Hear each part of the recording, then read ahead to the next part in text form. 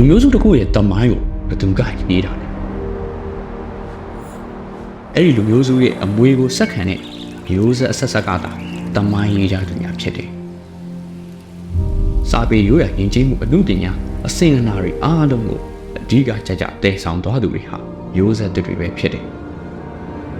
ဒီမိဘကကရင်လူမျိုးတွေကသူတို့ရဲ့မျိုးဆက်ကိုကောင်းတဲ့အမွေတွေလက်ဆင့်ပေးခဲ့ကြတယ်ကရင်မျိုးဟာတမိုင်းကောင်းခဲ့တဲ့မျိုးသားဖြစ်တယ်ဒါကြောင့်ကရင်လူမျိုးတွေဟာလူမျိုးစုတစ်ခုရဲ့ဝိသေသလက္ခဏာတွေဘယ်တော့မှမချို့တဲ့ခဲ့သလိုကရင်တမိုင်းဟာလည်းဘယ်တော့မှမရိုင်းခဲ့ဘူးကရင်လူမျိုးတွေရဲ့ရဲရင်မှုအတွေးခေါ်အမျှော်မြင်ကြီးမှု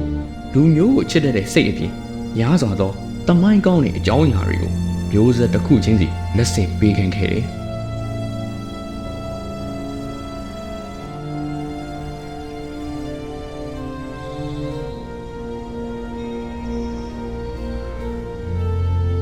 လူမျိုးစုတစ်ခုရဲ့တမိုင်းကောင်းဖို့ဆိုတာအဲ့ဒီတမိုင်းကိုဆက်ခံမဲ့မျိုးဆက်တိုင်းကောင်းဖို့လိုတယ်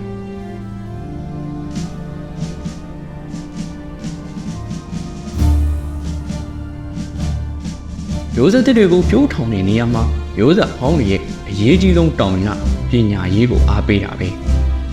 ပညာမွဲတဲ့သူမျိုးတွေဟာဘယ်တော့မှတမိုင်းမလှနိုင်ဘူး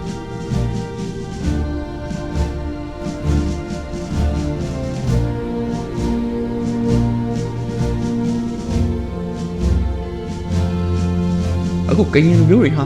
ရဲရင်ပြီးအတွေးခေါ်မျှော်မြင်ကြီးတဲ့ပညာဉာဏ်ပြည့်ဝပြီးကိုယ့်လူမျိုးတမိုင်းကောင်းတွေကိုထိမ့်သိမ်းနိုင်တဲ့မျိုးဆက်တစ်ခုကိုဆက်လက်မွေးဖွားနိုင်တော့မယ်ကိုယ့်ရဲ့မျိုးဆက်ကိုယ့်လူမျိုးရဲ့အနာဂတ်ပါ